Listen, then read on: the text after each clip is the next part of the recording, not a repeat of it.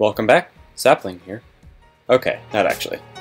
Howdy folks, EJ here, and welcome back to my world. Today I have a simple question that I seek to find the answer to, and that is, what types of tree leaves drop apples? I know my apple pixel art didn't turn out as well as my tree, so you don't need to yell at me. Anyway, lately in UHC videos, people have been trying to get apples, and people in the comments were shouting like crazy that birch leaves don't actually drop apples ever! However, I distinctly remember from my own experience receiving apples from birch trees from time to time, though it's been forever since I played survival Minecraft, and I can't recall for the life of me whether it was Pocket Edition or PC Edition or what version of Minecraft it was, if it was computer. Basically, I just became really curious about the whole thing, and I decided to set up a test of my own that will very quickly help me determine whether birch leaves drop apples just less frequently than oak leaves, or if it just never happens at all. Then I'll double check my results with the Minecraft wiki and or game code, and we'll see what the truth is. So without further ado, let's jump right into it. Now, instead of just testing this the simple way, I decided to have a little fun and set up a redstone/command block operated testing area where I can repeat this little test very quickly. I have some hopper minecarts running along on a track underneath this entire area, so anytime an item lands on top of this entire area, it will immediately be picked up by the hopper minecarts, and eventually will come along here and be fed into this row of hoppers, which feed into that dispenser. So, in theory, I should be able to collect all the results at the end of the test and compare the drops of the decaying leaves. Now you may be wondering, how in the world am I going to plant this entire area with saplings, and then bone meal all of them, or wait for them to naturally grow, and then break all the wood, and then break all the leaves to let them fall? Well, to help me plant this enormous grove of trees, I have whipped up some command blocks that will allow me to extremely quickly pull a lever and then fill this entire area with saplings. Now, I'm not just going to test birch or oak, I'm going to test all of them because why not? It doesn't take that long to do this test. Now, what these command blocks do is they will fill this entire area with planted saplings on these dirt blocks, and then I will let them grow, and they will grow very quickly because, as you can see here, if I just replace one of these pieces of grass or one of these pieces of dirt with grass, watch what happens. This grass takes off running and goes much faster than it normally would spread. This is because I have used a command that speeds up the natural random game ticks of Minecraft. So pretty much everything that involves growing and decaying and filling in of mycelium and grass and those things, all those things will happen very quickly now.